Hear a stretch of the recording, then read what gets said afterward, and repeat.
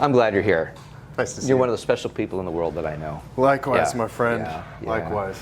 So, I usually start out with these interviews talking about one's family, and I want to go there, talk about Jamie and your son, but I'd like to make it part of the story. Sure. Because to me, the story is what we're here.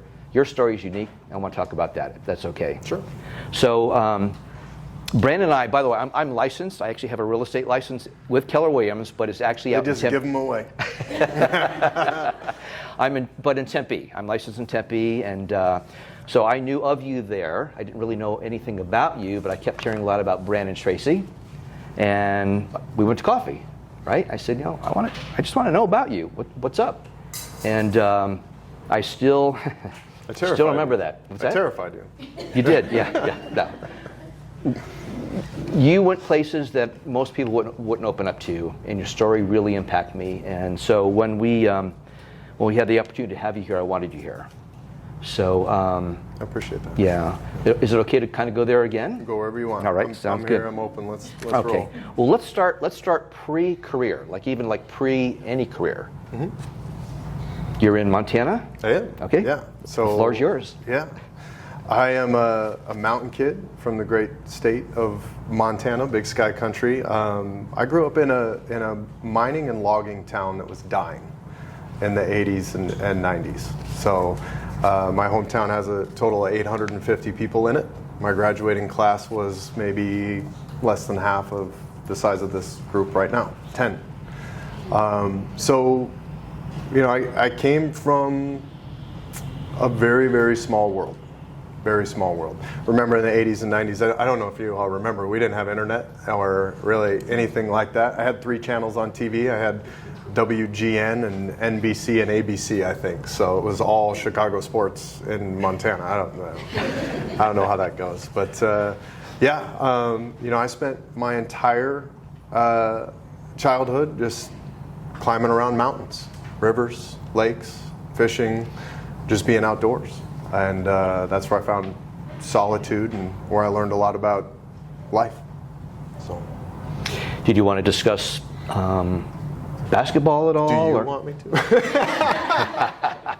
Well, I know that's part of your story. Yeah. As a young man, I played all sports, basketball, football, baseball. I ran track, but basketball was my first love. I mean, when I say my first love, I mean deeply loved it. It was everything to me. And I know you all could probably relate to this, but when you're small and you love something, you just want it to be all you ever do for the rest of your life, right?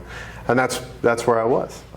So I played and I played and I played and I dedicated my life to the sport and was able to, break down the borders of my small town and be part of a much bigger basketball community for the state of Montana. And I learned a lot from that experience.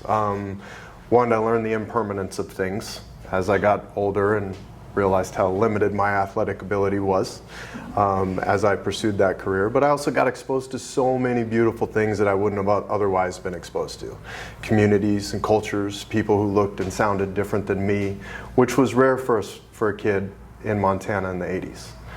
So I'm very thankful for basketball, not just because I loved it and I dreamed of playing in the NBA and doing all of that stuff, but because it gave me something that I wouldn't have otherwise gotten had I not loved it so deeply. So, yeah. So at some point you make your way to Arizona. I do. Yeah. Yeah, so graduated high school. My childhood wasn't great, and that's me putting the positive spin on it. So I was the kid that had his car packed the night of graduation and was driving to California at 4:30 a.m. the next morning. That was me. And I went out there and I spent some time. I lived with my uncle in Chico, California, if you guys are familiar with Northern California. Chico's not a place you go to school for an education. This isn't going to get out, is it? Can you pause that? Yeah. We're going to edit that part out. No, Chico was a beautiful place. If you've ever been there, it's an incredibly cool community, but the school is known for partying. And it is validly known for that partying. Believe it or not, ASU does not hold a candle to Chico State University, despite what they want you to believe.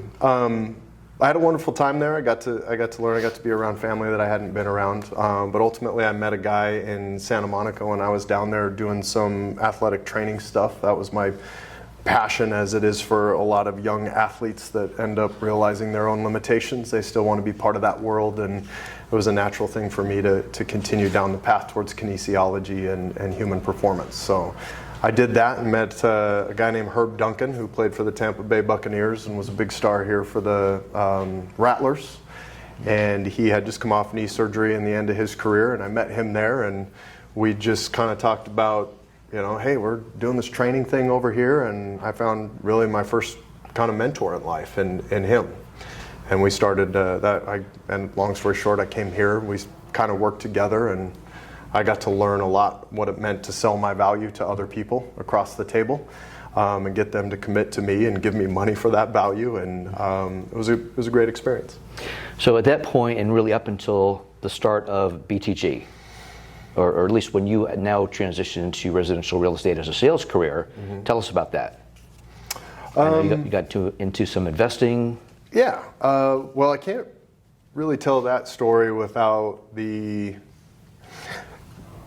you all probably can relate to this, is there's times in our lives where we have a before and an after, where it feels like you were a certain person before a moment, and then a moment happens and you're just different afterwards. For me, that was in 2004.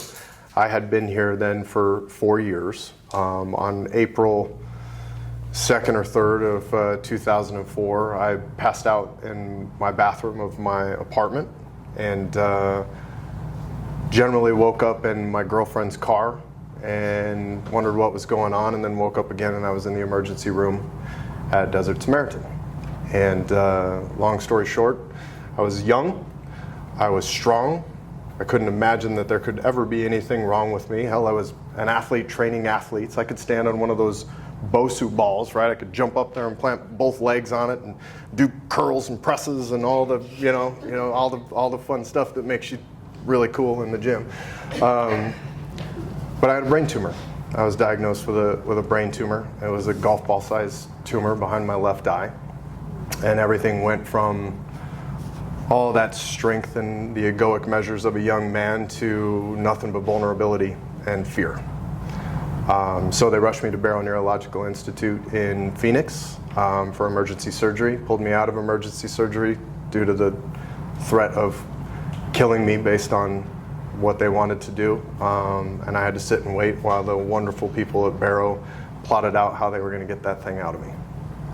So that moment shook me out of a life that I lived prior to, and in a lot of ways, there's a lot in there for context that I'll spare you today, but in a lot of ways I came out of that knowing that I wanted a lot more out of life than I'd ever been exposed to prior to that moment. I didn't know what it looked like, I didn't know how I would get it, but a seed was planted, and I realized that I wanted control over my life, I wanted to grow, I wanted to live, I wanted to do all those things. And that was a moment for me that, it's not a cool story to go, so I chose real estate, right, in that moment. But I chose real estate for a lot of the same reasons many of you probably did. I wanted control over my time. I wanted the work that I knew that I would put in to be valued. I didn't want to have a ceiling on what I could accomplish.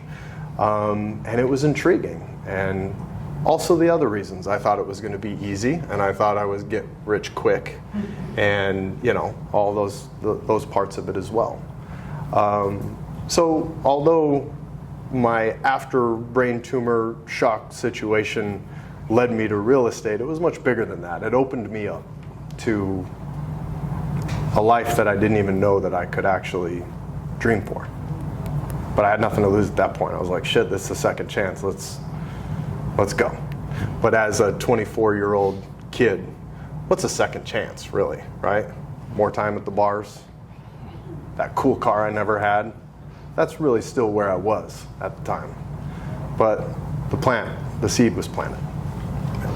So I know at some point along the way, and maybe you can kind of fill us in just prior to that phone call, you received a phone call from somebody at Keller Williams. Yeah, okay. Maybe fill us in Sure. up into that phone call? Yeah, so, well, let's pick up real estate. I crush it in 2004 and in 5 and in 6, and I'm riding the high of that, and I have convinced myself that I am the bee's knees. I'm a dad now, so I can say things like bee's knees, and it's fine just to overlook it.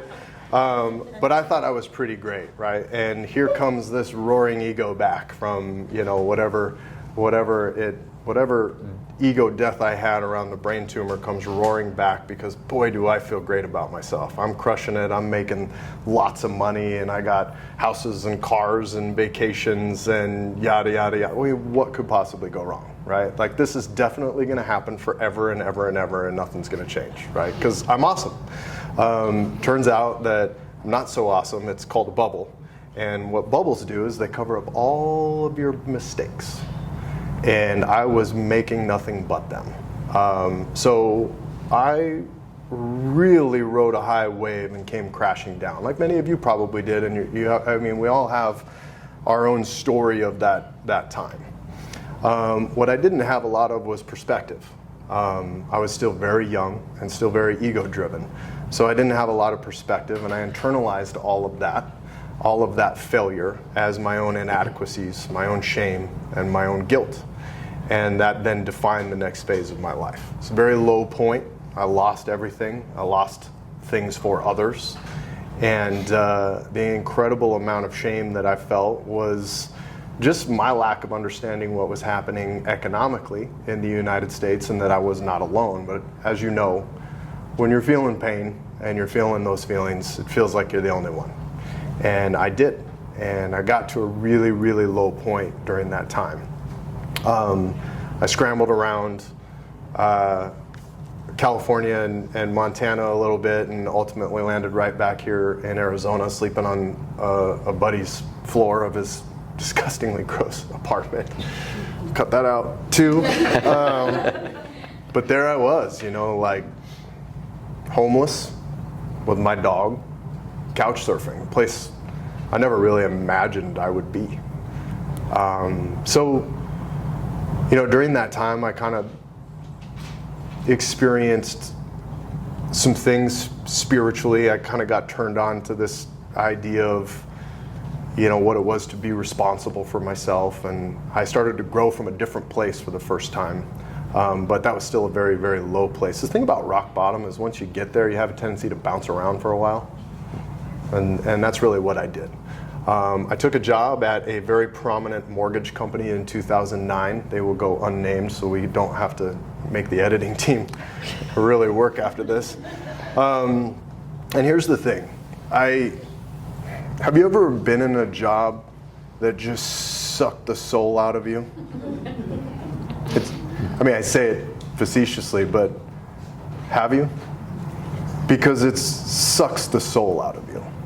And you're around people that you don't identify with, that speak a language you don't like, that value things that you don't value, and you feel yourself conforming. And it sucks. It's an awful feeling. You're pulling away from the parts of you that feel good, that feel authentic. And that's what was happening to me there. And I was crushing it. I got, rookie of the month my first month, and I was, pulling myself out of the gutter, and I was making money, and I was never more miserable than I was in that moment. So I remember walking into the last day that I did, and I walked right into the HR department, and I said, I can't do this anymore. Well, Brandon, why not? You're doing so good, and tell me what's going on. Is it your manager? Is it such and such and such? And I just looked him dead in the eye. The first time maybe I was dishonest with anybody, and I said, this culture is not me. And that's a culture of machismo, and let's make money, and let's do all this stuff, not cool cars and all that stuff. And for the first time, I think I met myself. And I was like, oh, there you are. But I had been caught up in this egoic version of what I thought that I needed to be: cool cars and money and parties and girls and clubs and all that stuff. I did it all. And in a moment, it was done.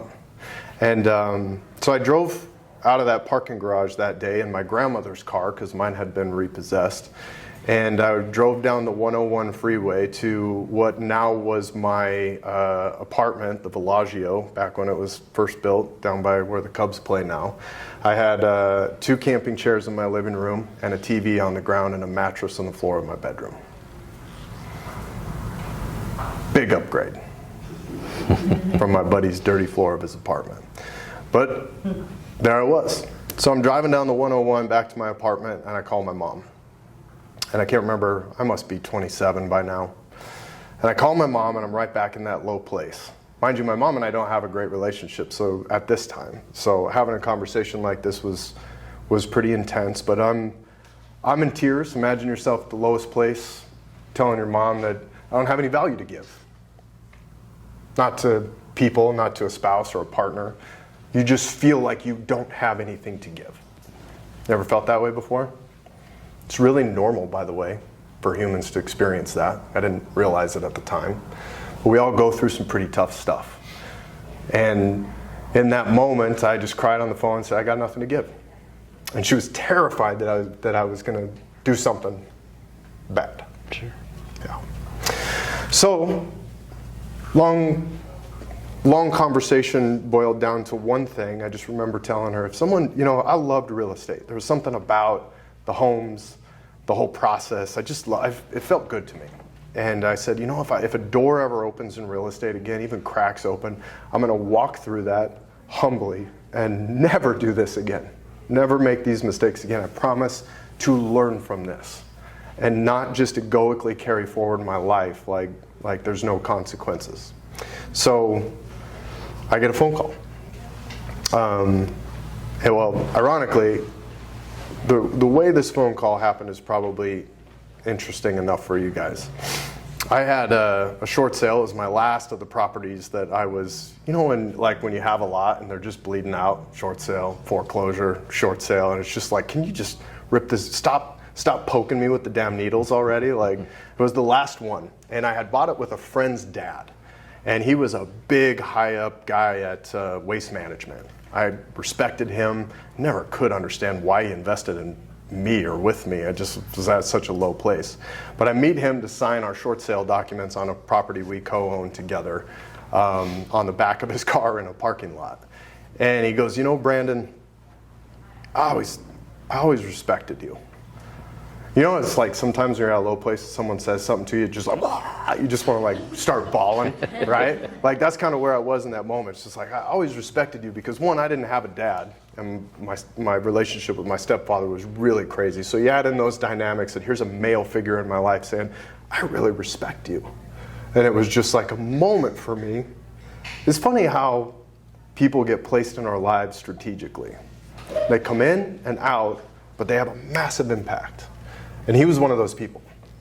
So later that night, we have a conversation. He builds me up a little bit. Felt good leaving. I was like, geez, that felt good.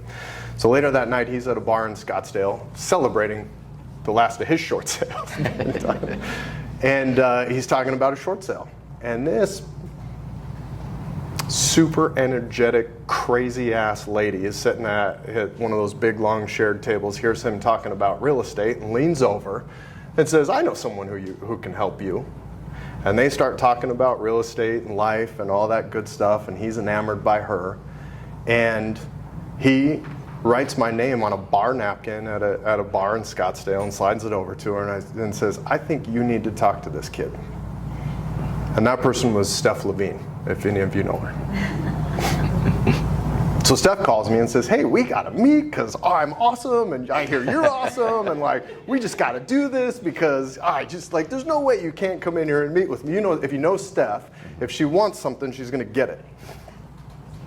Didn't take me long to figure that out. So there I was in Steph's office, and I remember her talking to me about real estate and life, and I sat there and I said, well, Steph, all this sounds really, really awesome. I'll buy one of your vacuum cleaners for sure.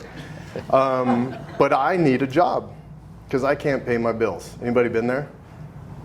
I don't want this awesome opportunity because I need $10 an hour. That's where I was in my life. And I had built up a story where that was that was it. Like, I needed $10 an hour. I just needed to pay my bills. And she held my feet to the fire that, no, you need something and deserve something bigger. And so I go home and she calls me and she says, well, what do you think? And I say, well, I still need $10 an hour, right? No, I want you to come in and I want you to do this. And sure enough, so I think a week later I was in real estate school, and 7 weeks after that I was a licensed real estate agent at Keller Williams. How did I get here? Yes, this is what year? November of 2009. Okay, you even remember the month? I do. Yeah. So tell us what happens then from that point on. You get your license. What happens to you over the next 12 months? Yeah, I both crush it and not crush it at the same time. You guys remember 2010? I came out of the gates screaming. I was a natural fit for the work. I had a lot of emotional turmoil. You ever been good at something, but you're in your own way? You just create so much emotion and suffering around that thing that you just can't get out of your way. But yet you're producing, you're creating results when you do try. That's kind of where I was. Nonetheless, I sold, I can't remember, it was like, I always want to say 23 or 27. It was one of those homes in the first year that I was in the business. Brand new, and I got Rookie of the Year. And I was like, well, this is great, but I'm really, really no better off right now than I was a year ago financially, because my average sales price was $112,000 that year. You guys remember 2010? Exciting times. Yeah, short sales, foreclosures. Half the homes I sold didn't have, toilets and cabinets and stuff. Yeah, AC units were like, that was a big deal. You get an AC unit with this house. It was big. If you weren't selling at that time, it was the Wild West of real estate sales. It was fun. But average sales price $112,000. You're on a team on a 50-50 split. Like, come on, there's not enough there. Same thing happened to me in those first 2 years as I tried to find my footing and try to create some financial and emotional stability in my life. Is, like I said before, there's these random little people just come in and out of your life. Well, those same things just kind of happened to me. I always felt like as long as you keep moving, right? Barbara Cochran says this about money. She says money is like blood in your body. It has to keep moving. You have to pump it. You have to just keep moving, or it pools and you die. And I think that it's a good metaphor for life. If you keep moving, if you just create movement, create momentum, if you just keep in that space, you put yourself in a position to get lucky. Like, luck doesn't happen to you. Luck is a natural byproduct of you putting yourself in the position to receive it. So what happened to me was every single time where I reached the end, right? And you guys, if you're in real estate, you know exactly what I'm talking about. If this deal doesn't go through, I'm fill in the blank.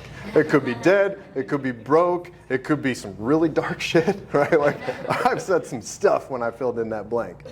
But the weird thing was, is every time I was in that position, like for example, I woke up one day and I had a big deal to lock in and my cell phone was dead. So I didn't have money to pay the bill.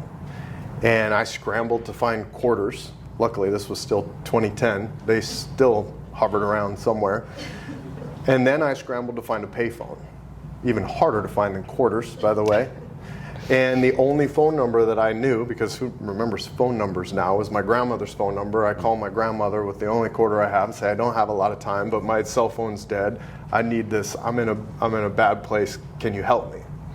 And she paid my cell phone bill. My cell phone was on 2 hours later, and I got this deal through. And that wouldn't have happened without the cell phone. Same thing, another situation, I remember being in the shower, and you ever been, I mean, you know this too, you're in the shower, the water's pouring on you, and you're just broken. You're just like, fuck, man, if this doesn't go right, like, I don't know what, right? And you're right back to filling in that blank. I just remember being in that situation time and time again, where if this deal doesn't close, if this person backs out, what am I gonna do? And it was always about upholding my fiduciary. I can't carry this over, right? I've got to draw a moral standard. I'm not going to breach my fiduciary to make a deal go through. So I've got to surrender to this. I've got to let this play out how it's going to play out. And those little things, those little moments just kept hanging me in there that first year or two. And I mean just hanging by a thread in there. One day I got a flat tire and couldn't make it to an appointment. I had to scramble and use my brand new girlfriend's truck, right? By the way, she knows I have camping chairs in my living room already, so it's just like, can I borrow your truck, right? You know, and then same situation, I had to borrow gas money from her to get to a signing. Now, it wasn't like I was not being a good steward of my money. I wasn't being irresponsible. There just wasn't enough of it, right? I mean, my second year, I think my average sales price went a whopping skyrocket to 136, right? So it's hard. It was just constant ego check after the next. I mean, for someone like me to ask for help from my grandmother or a brand new girlfriend in my life, hey, your boyfriend's a loser, can I borrow some gas money? Right? It just felt that way, the stories I built up in my head. So those first 2 years, I got all kinds of awards and all kinds of accolades because I was selling houses. But internally, I was battling a really, really difficult time.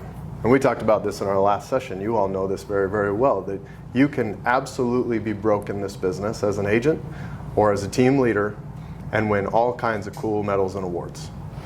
That's a real thing that happens in this industry. Yeah. You know, we hear that quite a bit, actually, right? Yeah, behind the scenes, we're adulating these people up on stage only to find out what's really going on behind the stage. Yeah, scroll the P&L statement back there, and the whole damn thing changes. That's right. That's right. Yeah. So during that first couple years, how were you? Obviously, you didn't have a lot of money. You weren't spending a ton of money on marketing. How were you lead generating? What were you doing? Everything for me was like buyer acquire. You guys remember that? Like basically someone would text a sign and then you would just get a notification that a random number texts a sign. So you're calling blind. Like you're straight up calling blind. You have no number, you have no name, you have no nothing. It's the old script like, hey, I see you guys just text a number, I missed the pickup call, whatever the lying script is, which I learned early is a lot of scripts felt so awful to me because I was lying and I hated it. But you know, they're there and they're there to help us push through whatever. But yeah, it was that and a lot of follow-up and a ton of intention. And then I discovered open houses, which by the way weren't that big of a deal in 9 and 10 because it was really a short sale market. And so we just started plucking foreclosures and I started doing open houses and I started realizing like, oh, this feels more authentic for me. This is where I can have real conversations with real people. I can see who they are and they can see who I am and get feedback. So that's where it went. Okay. So you named Rookie of the Year. You also named 40 under 40 at one point too along the way. Yeah, individual and team. Yeah, a separate year. That's wonderful. Yeah. So you're moving on. Let's talk now about family. You know, I think Jamie. Tell us about Jamie. Yeah. You've got a son now. How did you meet Jamie? And tell us how that all worked out. Well, Jamie was the aforementioned girlfriend that I borrowed money from. That worked out all right, man. That worked out all right. So, yeah. Now you're giving her gas money. Yeah. Yeah. Yeah. It's funny how that works. And, well, you know, I met Jamie when I first got into the industry. She was a reluctant transaction manager at the office that we worked at. And she was only there because, you know, it was 09, 10. There was no jobs. I don't know if you remember that, but it's like she is a absolute science nerd. She's like loves biology, loves laboratories, loves all things gross, death, like all of it, right?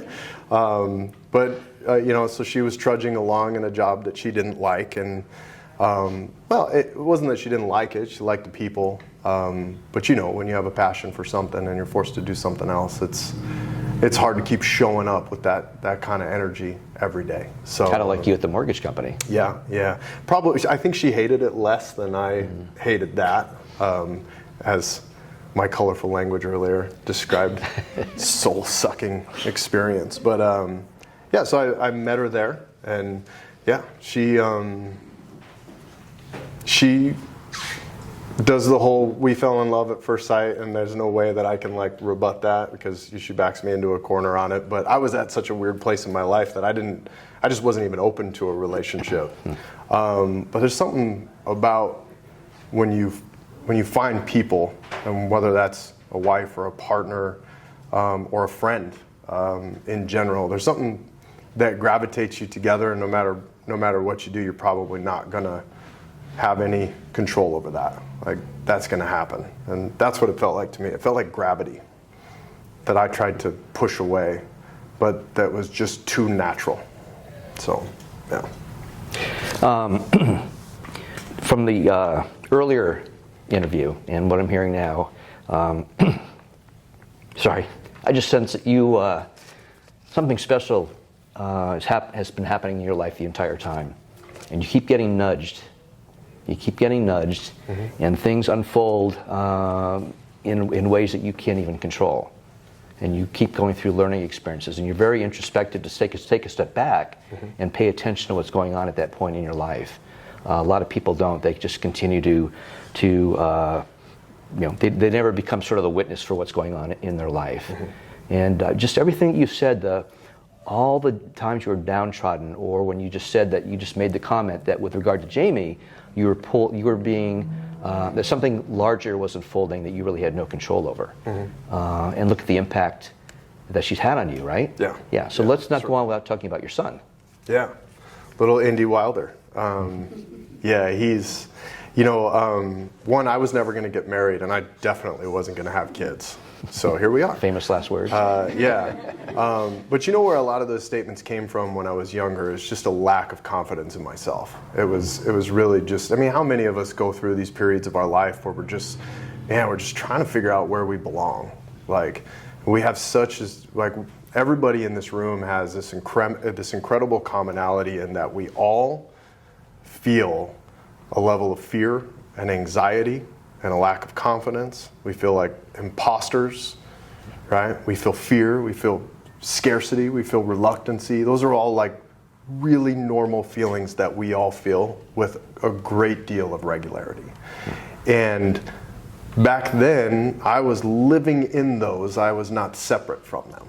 The thing about the ego is it tricks you into believing that it's the story that you are the story it tells you, right? That you are the emotions, that you are the fear, that you are the scarcity, that something's wrong with you, that you're not qualified, that whatever, right? And those things happen to all of us.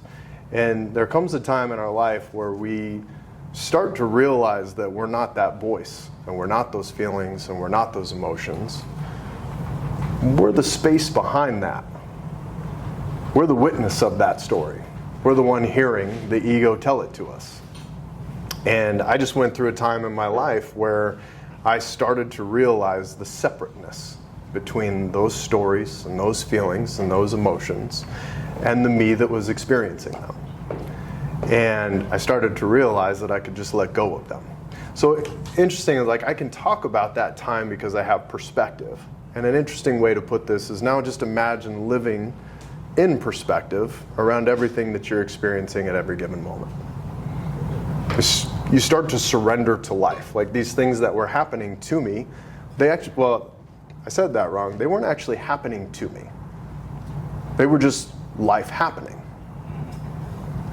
And it's up to me to be open to that. Because the thing about life is it's not our life. We don't have my life. It's duality. Right? It's not my life, my story, my life. I am life. I'm living life. And life has a tendency to just unfold for us. We cloud that up with all of these judgments and fears and scarcities and stories that we tell ourselves about the things that are happening right in front of us. But there's 330 million of us right here in the United States, and we bump elbows with each other every single day. We cut each other off in traffic. We get in each other's way. We say stuff that pisses us off. We get a cross agent that's that person, and we do this about this person being wrong, and I'm right, and we break everything into like and dislike, and we cause ourselves a ton of suffering.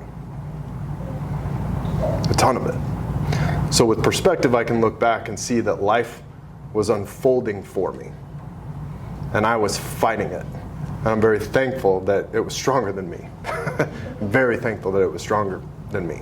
But I also am very acutely aware of how many opportunities I missed because I was fighting it. I'm just very thankful that I didn't miss these ones. And that's the cool thing about what happens when you just surrender to life as it unfolds. It doesn't mean you have to, like everything that's going on. But when you surrender to it just being life, then you can act from that moment with calmness, clarity, and confidence, instead of anger and fear and frustration and all the other things. And I said this in the class earlier, and I love this definition of spirituality, but spirituality is not changing what you do, but it's changing the part of you that does it. And once I figured out, like, I don't actually have to change the action that I take, I just have to change the part of me that's taking that action. Am I going to do it from a place of anger? I don't like this, I don't want to do this, I don't like the feeling of being uncomfortable, I'm afraid of rejection. Or I'm going to do it understanding that there's 330 million of us in the United States alone. Some people are going to like what I have to say, and some are not. And maybe if I just accepted that and put myself out there, maybe I would start attracting the results that I wanted. Did I answer the question? I was going to get into like numbers, and I almost feel like. Yeah. Can we talk numbers for a little bit? Let's go for it. Okay, this is a good conversation. Yeah. Yeah.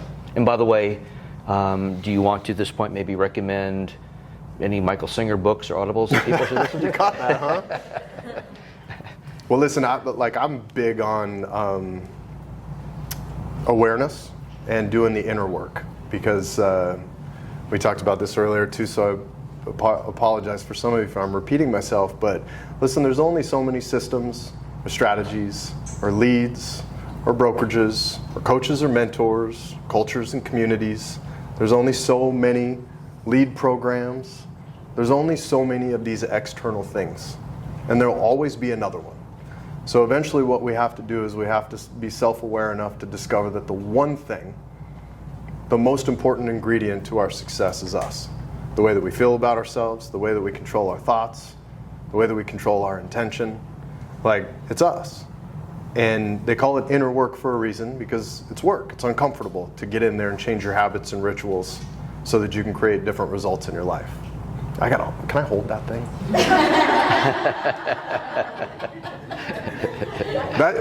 If you had known me for a long time, that comment that just unconsciously came out of my mouth would have never been said 5 years ago. I would have been like, could you get that out of here? Like, yeah, that's my son's doing. So the inner work. And I think we talk about this a lot in our business. We say, one of our main driving philosophies at BTG is our businesses will grow in direct proportion to how much we grow as people. Because what's holding all of us back from doing the next thing in our life is not external, it's internal. It's the stories that you're telling yourself, all the fear, the reluctancy, the anxiety that's keeping you from taking action, that's coming from a place inside of you. And if you're willing to get in there and do that work, it's liberating. It's really, really liberating. And what you're going to find is that there's a lot of space in there, and that you absolutely can clear it out. And once you do, the calmness, the clarity, and the confidence builds in a real natural way, and you stop attaching yourself to all of this external result. And you just take action. And then you take it again, and you take it again, and you take it again, and you're just taking it from a different place. And that has a tendency to change everything. So I was introduced to that kind of stuff, not the first or second time I read Michael Singer years ago, because I wasn't ready to hear it, but you get to a point where all of a sudden you're just fed up and you're tired and you hear it and it just clicks. Yeah.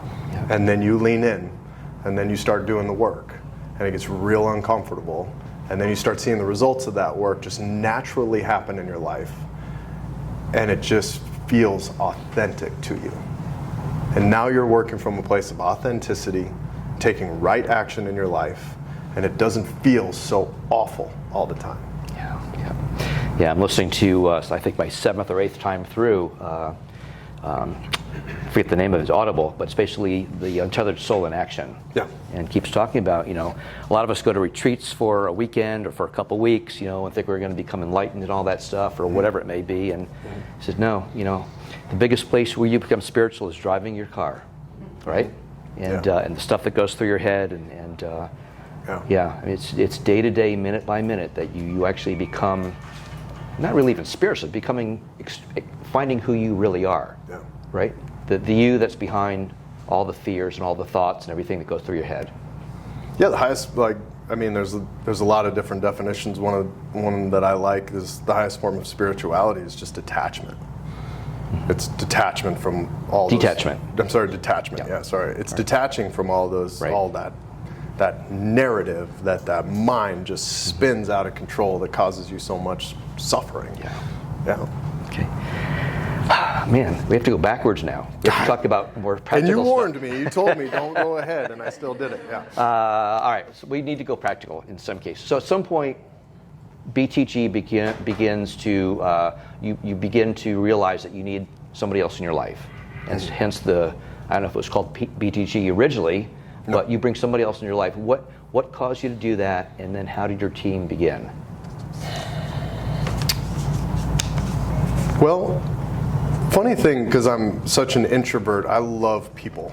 You know, I think people think that introverts actually don't love people. We do. Like, I just don't show it in the same way that extroverts do. I love working with people. I love collaboration.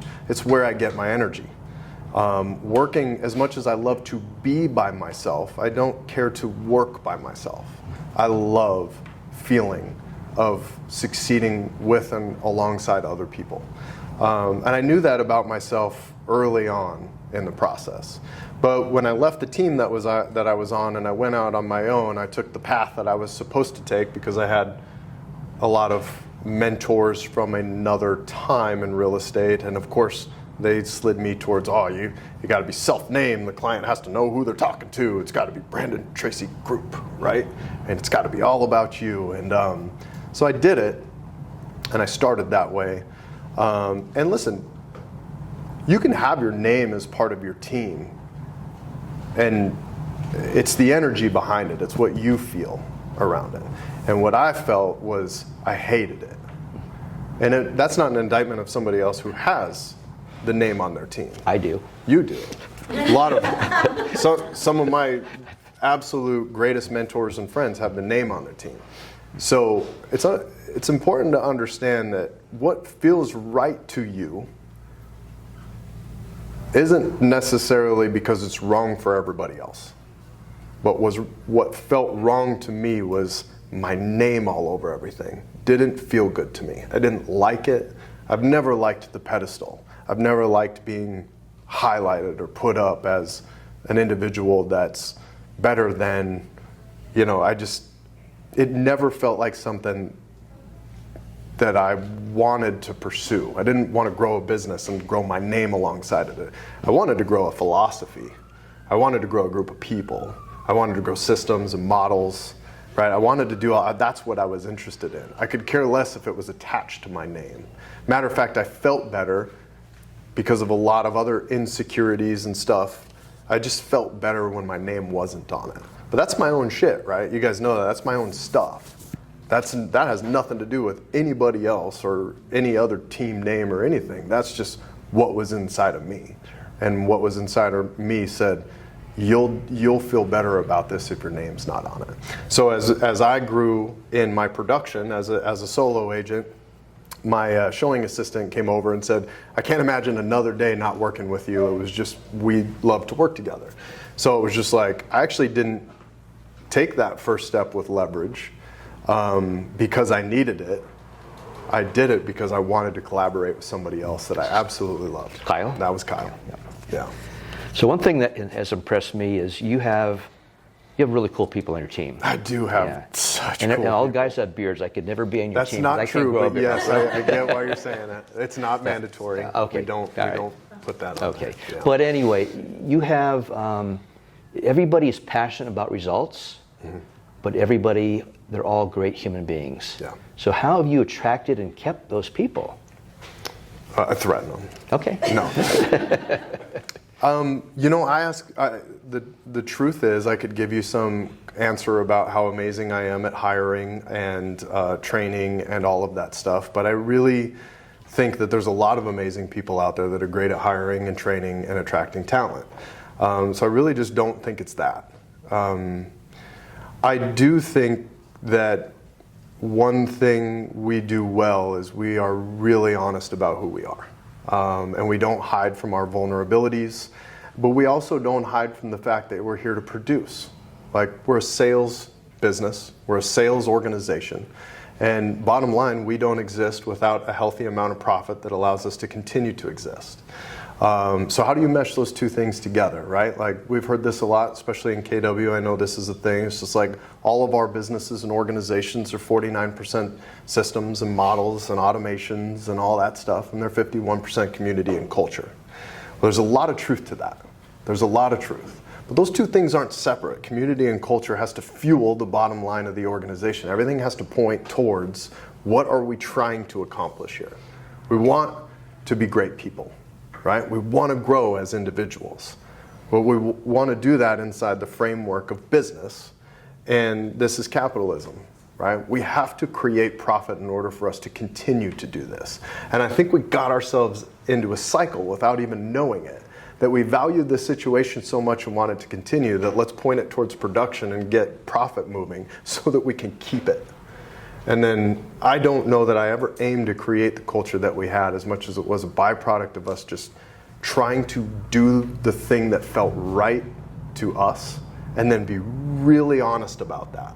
And there's been times where we haven't been honest about it and we've attracted people to our organization that were terrible fits. And that actually just happened to us recently. We swelled to 57 or 60 agents. And I came back from a meeting once and I just went, I don't see myself represented here anymore. What's going on? And meaning what? Well, our culture was shifting. Okay.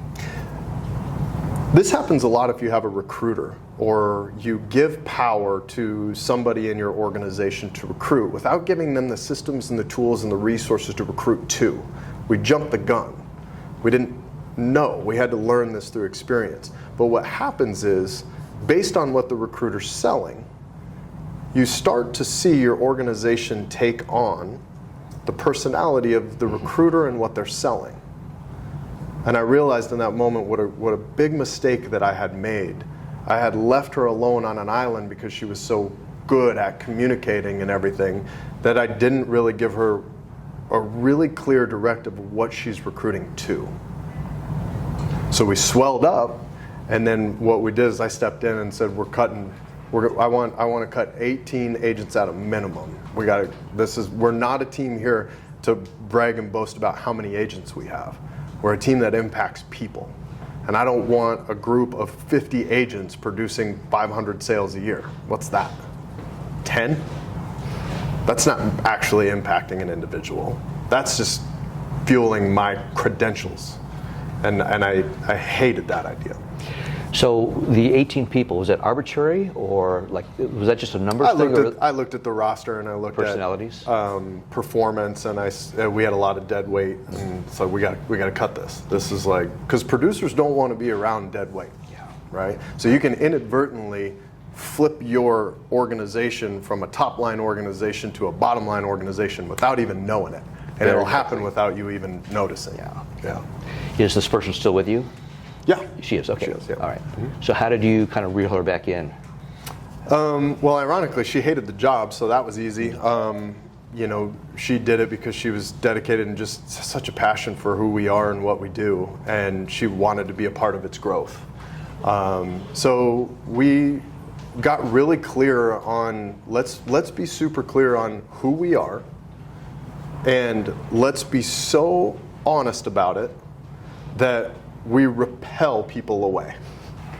We actually started with the aim to repel. Let's start to repel everyone from this organization. Because just like in lead generation, right? If you go out and you ask 100 people to do business with you, isn't a vast majority of those people going to say no? But the people who do, that's where the value is. And what we were trying to do is we were trying to be all things to all people because we thought we were supposed to. Mm-hmm. And it wasn't until we got very, very clear and very comfortable just being honest about who we are, what our philosophy is, what we value as an organization, that we finally gave the right people a chance to find us. And when was all this? When did this all happen? This is all in the last year. Seriously? Yeah, this is all in the last year. Wow. Yeah. So obviously you've had authentic conversations up until that point in time. So was was it an epiphany for you when you came back and realized that you said you could not find yourself in your organization any longer? Was that like another aha moment for you? Yeah, let me be clear on that. I saw all my people, but I saw the culture shifting because those people were starting to be balanced out by an equal amount of, we'll call them those people, right? So I still had this core group that I now pour into, which is funny because how many times does Gary tell you to pour into your top % of people before you hear it and actually get it? Well, I just got that like 18 months ago. So you hear stuff when you're ready. So Kyle's been with you how long? Kyle's been with me since the end of 2010. Wow, that's awesome. You got other people too, decade or more on the team? Yeah. Yeah, a lot. Yeah. So our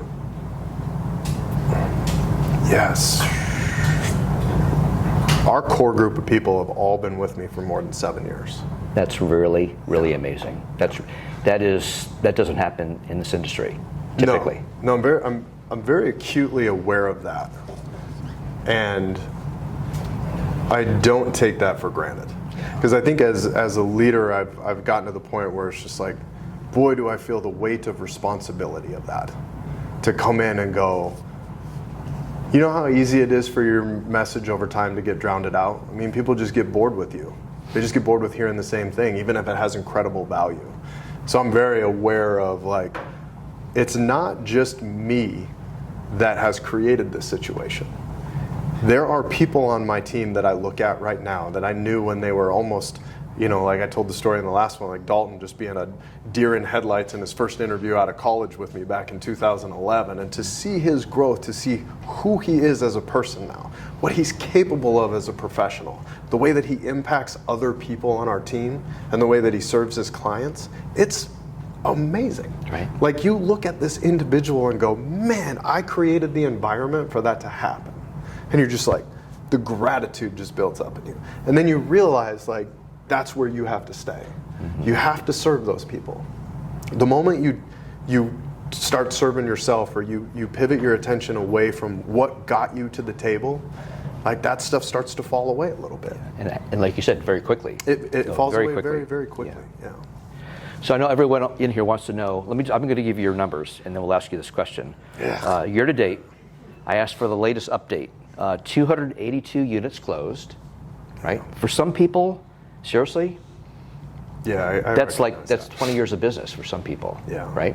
113 million in sales volume. Yeah. That's crazy, and a good crazy. Yeah. So, what does your team do now for lead gen? That's a great question.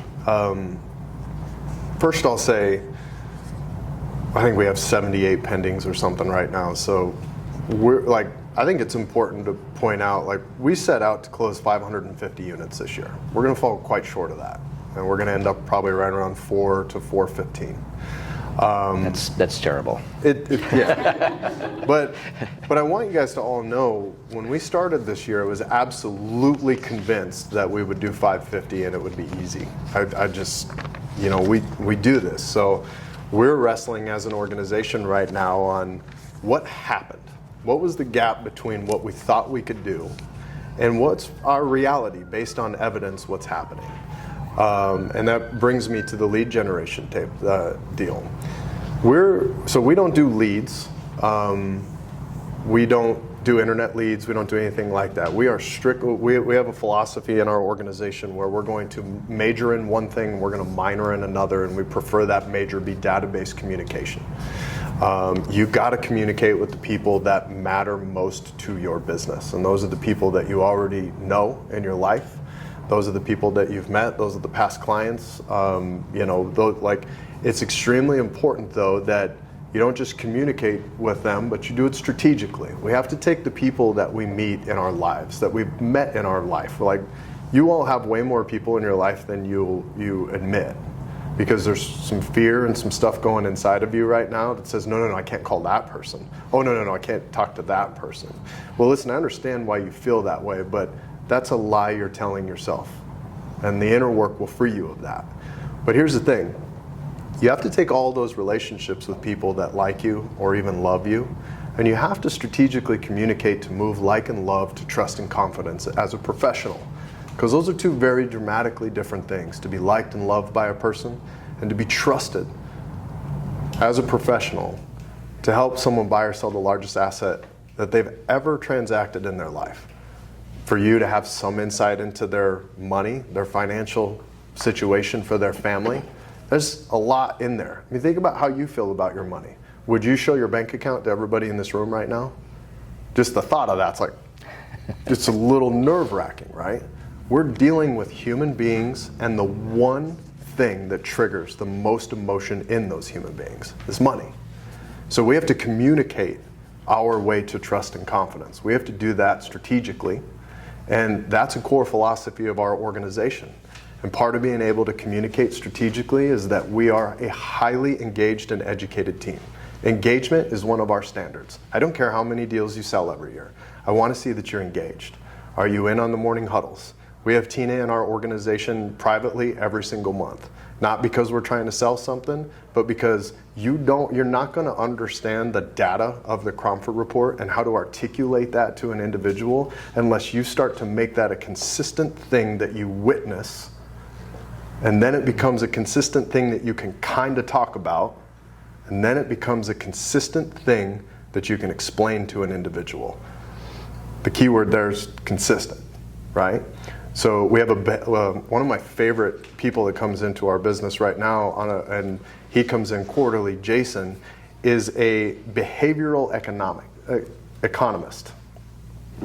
He takes the data that we get from our situation, from Cromford and Tina, and he takes a human element to what's happening with humans in the United States. What is the behavior of humans throughout history that drives certain economic factors that impact the storylines that we see in business?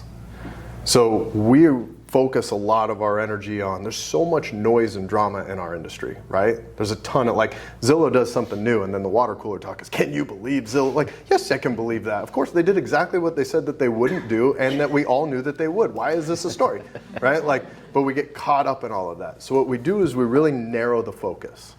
And being highly educated about our market and about the things that surround our market is important. You don't have to be an expert. You just have to be engaged in it. And the more you're engaged in it, and the more your community is engaged in it, the more those conversations leave the screen and hit the water cooler. And then that becomes the thing that we talk about. It's, you know, we had this mission statement early on in our organization that we wanted to raise the standard of professionalism in our industry, right? I always had this like super grandiose idea that I would love to actually sit in a room of doctors and lawyers and say, I'm a real estate agent and feel respected. Could you imagine? But I've always had this, you know, kind of idea that, well, what if that could happen? Maybe it won't, but that's the level of, like, that's our philosophy, that's our pursuit. And so engagement and education, and then we want to make sure that we're growing. Like, that's what we want to be doing. Like I said, our businesses grow in direct proportion to how much we grow as individuals. I'm a big believer in that. So I got to bring that to the table in our organization all the time.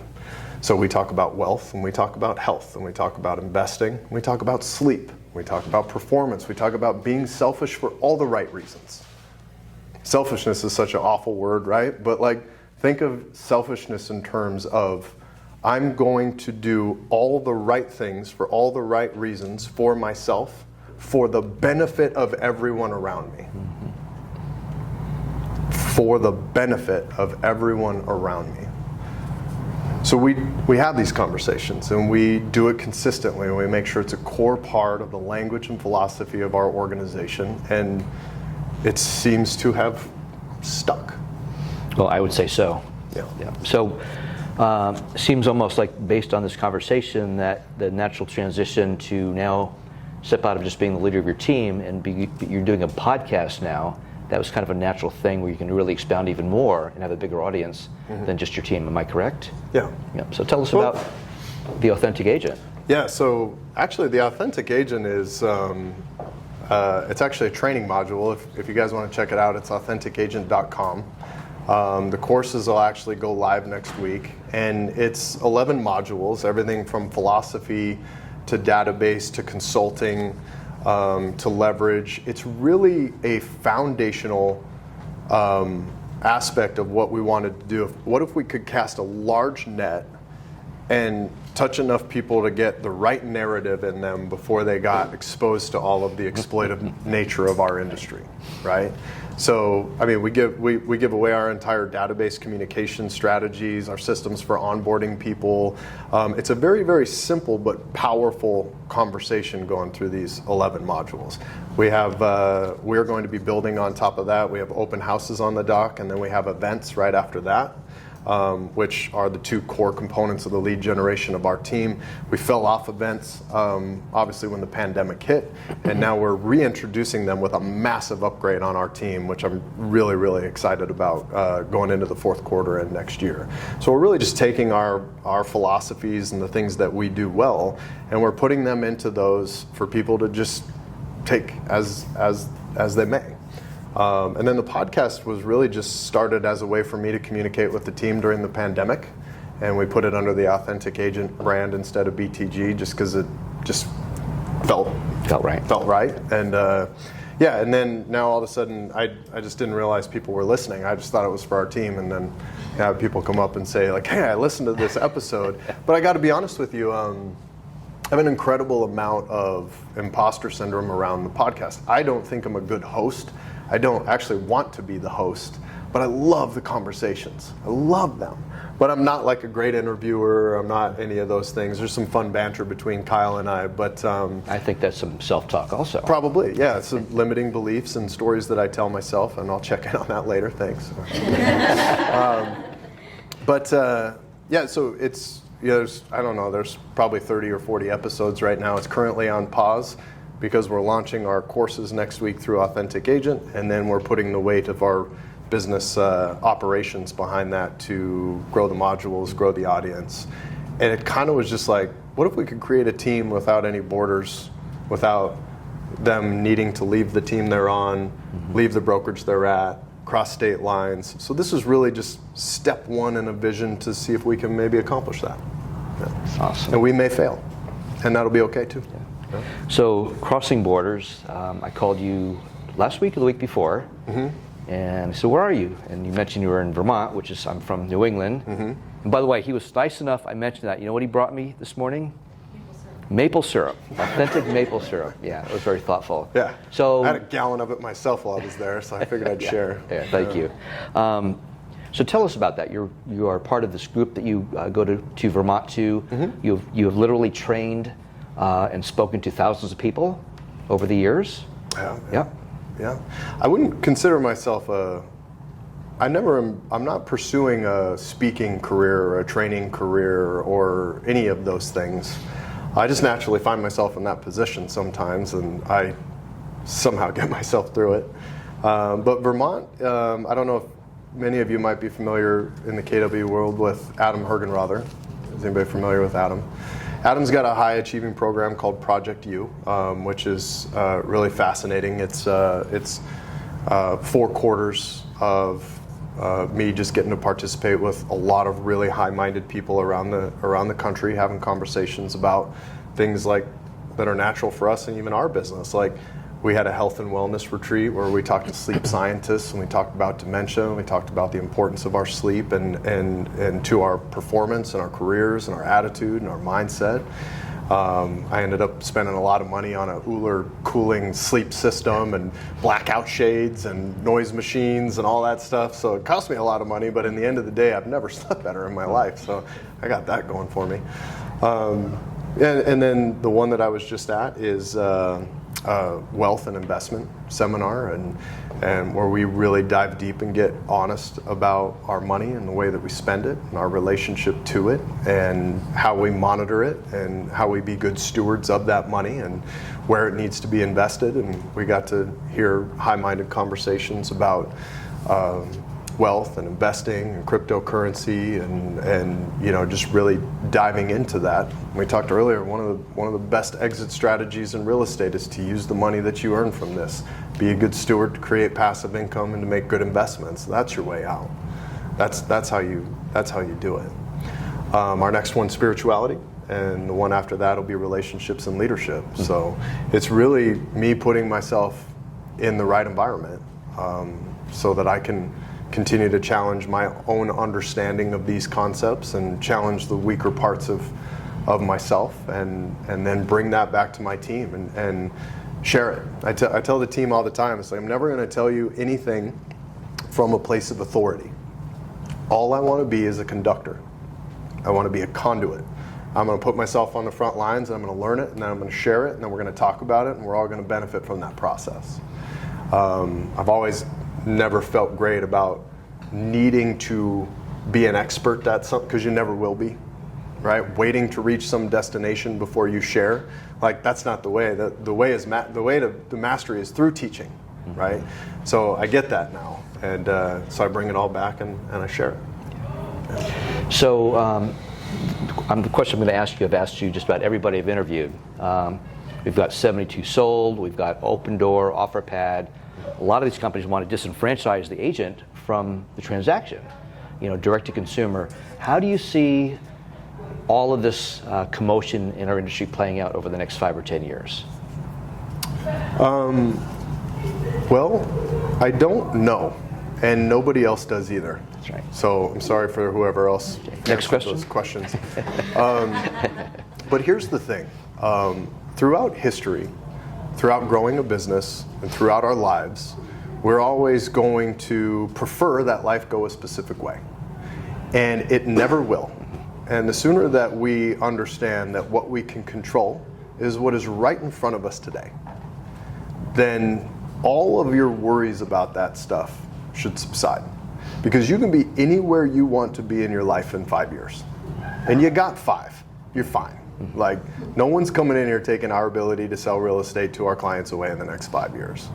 And you can be anywhere you want in that same time frame. So you can spend your time worrying about what these people are doing, or you can spend your time taking action and taking control of your life and taking responsibility for your money and put it in the right places, and you can really create something. Now, that's my formal question or formal answer. The informal answer is I went to Peru. I'm an avid backpacker. I love climbing mountains. I've climbed mountains my whole life. I've done overnight solo trips in the Tetons with grizzly bears and all of that stuff. I went to Peru to hike the Lores Trek, to summit Lores Mountain in the Andes. It's 16,005. Just to give you an idea of what that is, the elevation of base camp at Everest is around 18. So it's about 15 light of what base camp would be at Everest. Which, by the way, if you've ever hiked anything over 12, certainly over 14 or 15, it's all mindset. It's not difficult to walk. It's difficult to breathe and to think and to talk, right? So I'm capable of making that trek, but I still hired a guide because what I value is their expertise. I couldn't make that hike on my own, but I valued the expertise of somebody saying, hey, here's what to expect on the next section. And here's what we're going to do if these problems arise. And don't worry about it, but I'm going to take control of sending the llama up, and they're going to set your tent up for you. And they're going to have your meal cooked. So you guys just get there, and we'll have everything ready for you. And then we'll do it again tomorrow. We'll tear everything down for you. We'll feed you breakfast. You guys just focus on the hike. So the point that I'm making here is, as long as we focus as agents on being guides for the people we tend to serve, they're going to value what we bring to the table. There's always going to be a place because they're going to want someone to hold their hand, regardless of whether they've been through it again or not. And one of my favorite concepts in real estate is there's heroes and guides in real estate. There's plenty of real estate agents that are hero all over you all day. They hero all over their social media accounts. They hero all over their clients. It's all look at me, rah, rah. If you focus on being a guide, a true guide, a consultant, and a guide. You're going to impact people's lives in ways that you couldn't imagine, and they're going to stick with you until the whole thing dies and collapses. Then you're on your own. But that's not going to happen. We're so far away from that. Nobody in this room has to worry about it. And I would agree. Gary said that too. That people are always going to want that guide. I think it's a great analogy, without a doubt. So, any books you recommend? How about one book, and it can be on any subject. Just, you want me to pick one book? Sure. That's okay. Well, I'll make it easy on myself and just say that my most recent read was a powerful one, and it's called The Psychology of Money by Morgan Housel. And it's really, really important for us to understand our behavior. When you understand your behavior, you understand how your behavior relates to the things that you do in your life, and money is a point of conflict for most of us. Right? But it also allows you to open yourself up to understanding the behavior of your fellow humans. And when you do that, you create empathy.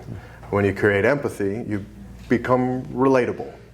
And you start speaking to people a different way and touching a different part of them and setting better expectations and communicating in ways that you wish you were communicated with.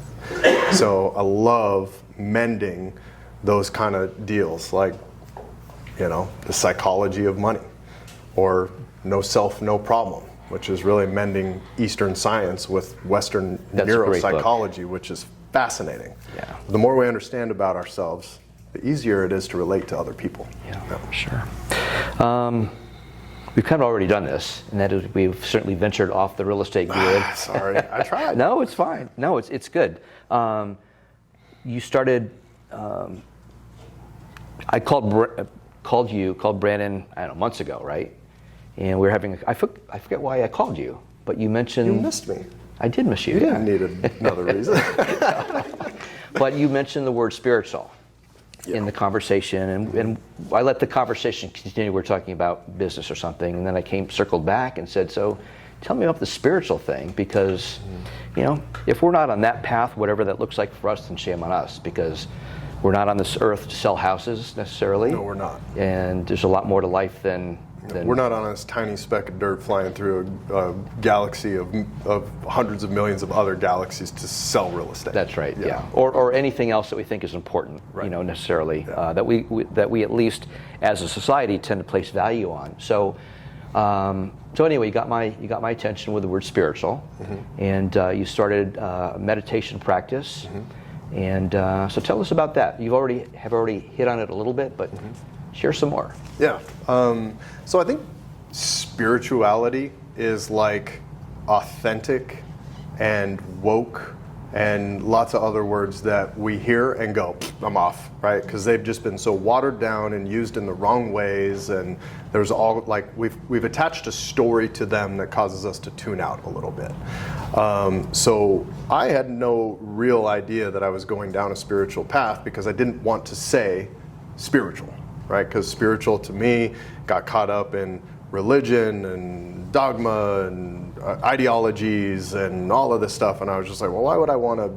I'm not going to go down that path. Since my mind has been changed on a lot of that through my own practice, but I said this in the class before, that spirituality is not changing what you do, but it's changing the part of you that does it. And the best way that I've seen spirituality defined, at least in the most simplest of terms, is you're aware that you're aware. And just sit with that for a second. Are you aware of the voice that's talking to you in your head right now? Saying whatever it is. What in the hell is Brandon talking about, right? That voice, that's the one. Are you aware that that's not you? And are you aware that that's this little thing, this other buzzword that we have heard so much that we've not really been able to define in our lives, and that's ego. Ego isn't always just machismo and hubris and like bravado. Like we all have it. You can have a spiritual ego. You guys probably know people like this in your church or in your spiritual group. It's almost like a weapon. Yeah, they weaponize spirituality the same way they would weaponize anything else, to be better than somebody else, to create an us and a them to create separation. So what I discovered in my meditation practice and at the nudging of my coach, he said, hey, you're a very deep thinker. I have questions. I'm curious. And I'm certainly a lot more aware of my thoughts and how those thoughts impact me and how what I do and say impacts other people. I'm just very aware of that. Doesn't mean I hide, and it doesn't mean I don't make mistakes. I make shit tons of them, but I'm aware of them when I make them. So that's cool. But it really just came down to, once I started transcendental meditation, and I got over the idea that I had to subscribe to some belief to do it, which you don't. It's secular. Anybody's welcome at the table. It's really just about quieting the mind. And once you quiet the mind, you discover that there's space back there. And that when you tap into that space, there's an incredible calmness, peace, bliss even. It's kind of euphoric as when you first start to really get the mind to quiet. It takes work. You have to practice. It's like you go through this. Once you realize that space starts to expand inside of you. Because when you're done with all the narrating of the ego and the drama and the emotions and the fear about what could happen in the future and the anxiety and the worry and these things that happened in the past and that interaction you had and I should have said this and if I would have said that I would have totally got him and I can't believe this person did that. That's going on constantly. And when it's not, you have no idea the incredible amount of space that opens up inside of you. And then you're acting from a place of just calmness and clarity and confidence. And you're not acting from a place of the emotion. We have a tendency to respond with emotion. Something happens to us, it triggers us, an emotion comes up, we act from it. The Buddhist calls it the sacred pause. There's lots of different versions of this in pretty much every religion. But it's really just about stop, breathe, sit behind the emotion, so you can see what's actually happening. We talked about 330 million of us in the United States. We're going to bump up against each other. What is the point to causing all the drama? So that we can be right? So they can be wrong? So we can break every little thing up in our life into likes and dislikes? What's the point? Life is beautiful. We can have preferences. I'm not saying don't have preferences, right? We can have goals. But when we're open like that, we can pursue those goals. We can take the same action, but we can do it from a better place. And when we take that action from a better place, we create results that have a tendency to be generated from the place that the action was taken. So for example, I can do the same thing in two different ways. I can do it from that place and bring calmness, clarity, and confidence to the table, and I can put that out in the world, and what do you think I'll get back? Same thing. For the most part. But what happens if I don't? You get the job. Doesn't matter. Because it only matters that I'm here. I'm not disturbed. I could do it from this other place. Anger, frustration, sadness, whatever it is. What do you think that's going to do? You're taking the same action. You're just changing the part of you that's taking it. And it just creates a lot of clarity. And I'm scratching the surface here. It goes from there. And in the spiritual world, I guess it's just like, well, where'd you go? I went deep. Well, who went deep? What do you mean who went deep? Where's deep, right? I get it. There's a lot to unpack there. But it all just starts there. And if you really read like Michael Singer's The Surrender Experiment, you can really see how that's applied to business. Yeah. And I've said in here a couple of times, our businesses grow in direct proportion to how much we grow as people. Like Adam Hergenrother's podcast is Where Business Meets Spirituality. It's really just about the part of us that's taking action in the world creates incredible results when we don't muck it up, muck with an M. We don't muck it up with all this other nonsense. Yeah, I would agree. That book's incredible. His story is incredible. Mm-hmm. Yeah, how he wanders into a Radio Shack, sees something that he's never seen before, changes Curious. life. Yeah, changes life. I won't tell you what that is that he discovers in Radio Shack, but there's incredible Western philosophy. I know sometimes it's hard for us to attach ourselves to like Eastern philosophy because it's so different from our culture.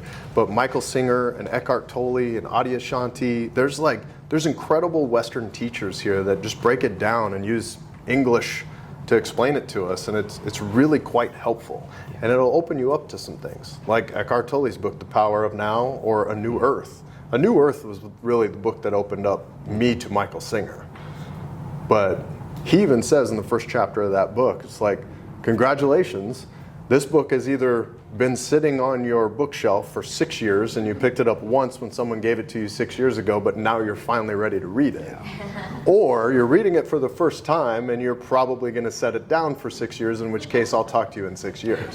It's really about, are you ready to go inward and realize how much impact you can have in this world?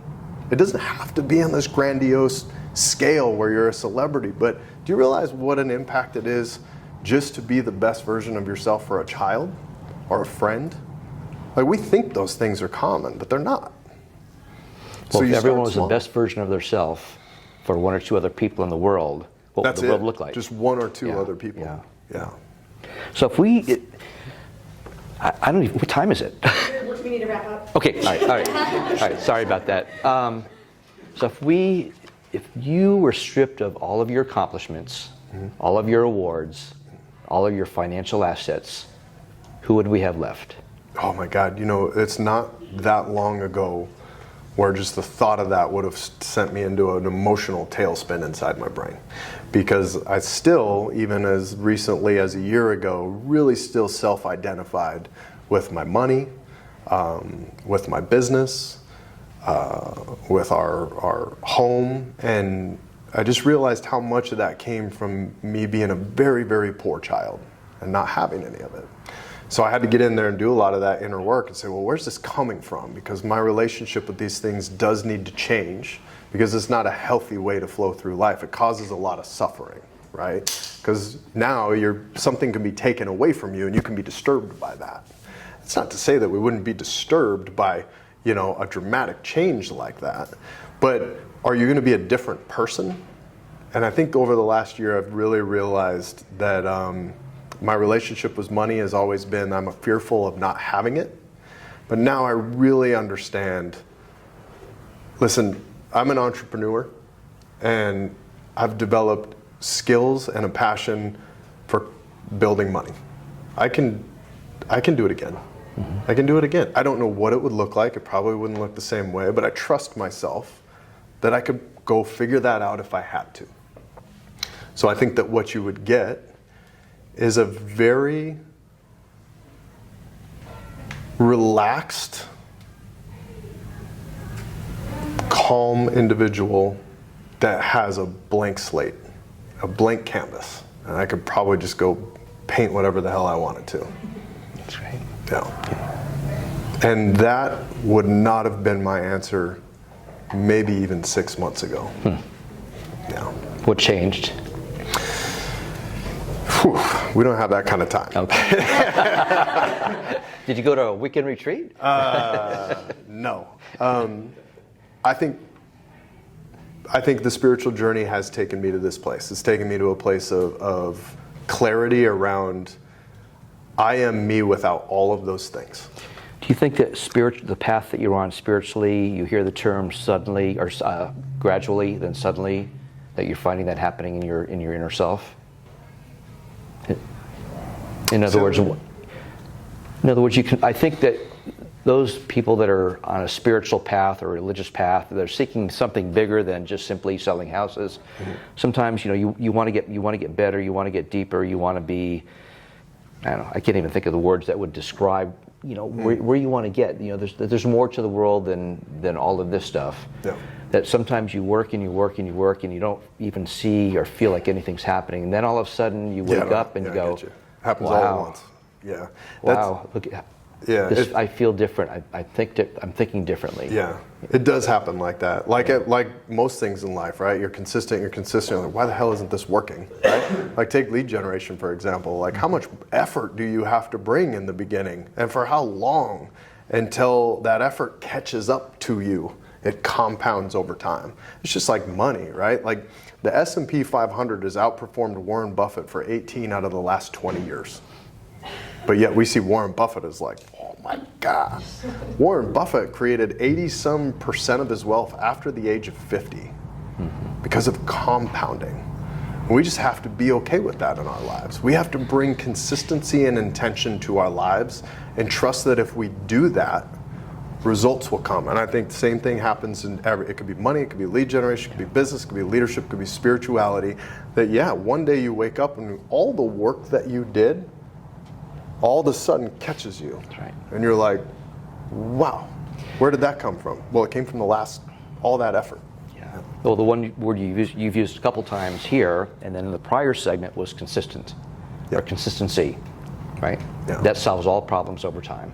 Yeah. Providing that you're consistent on the right things. And you know why that's important is you see it everywhere. Read every biography about all people that have accomplished anything. Read or listen to the How I Built This podcast, right?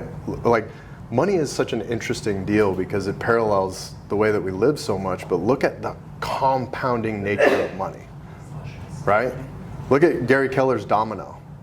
Right? It's just like the first domino is not very big, and then the next one. Have you guys ever seen that chart? And it's just like in very short period of time, the domino gets really, really big.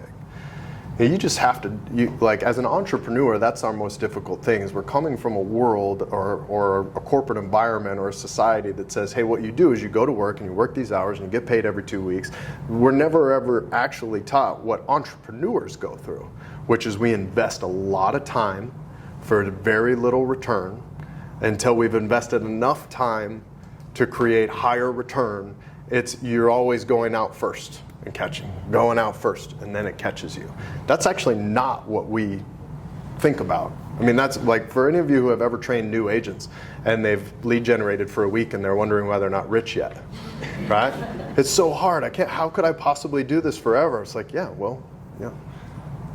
we're not teaching people how to think like entrepreneurs. We're not telling them that these things are okay. This is normal. Because we're posturing too much. We're trying to be different. Gary Keller uses the term repetitious boredom. Yeah. If you're not okay with that, you're not going to be successful. Yeah, success is really boring at times. Yeah. All right. Questions? No tomatoes or booze? We're good. All right. Whew. Yeah. No one? It was really inspirational. I just want to say, the comment, it really, there are a lot of things that you said that I feel like I was able to relate to that just really hit home for me. Inspired. So thank you. Good, man. I'm glad. Your authenticity comes across, and I've always known that about you. So I want to thank you for being here. Thank you. I got to expose you to people that I know and love. Yeah, I appreciate it. Hope you come back sometime. Yeah, if I'm invited. Thank you so much. Thanks, Tom. Appreciate it.